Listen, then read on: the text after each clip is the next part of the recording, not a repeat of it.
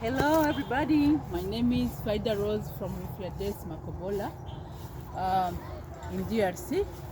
I want to improve my project because there are a problem of climate change in my community, in my territory.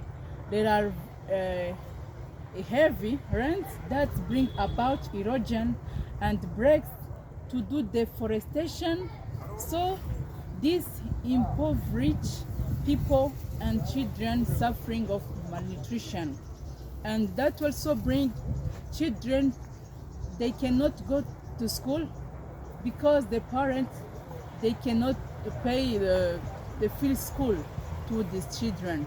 So I want to plant trees to protect the landscape and to restore forests for the welfare and the whole community.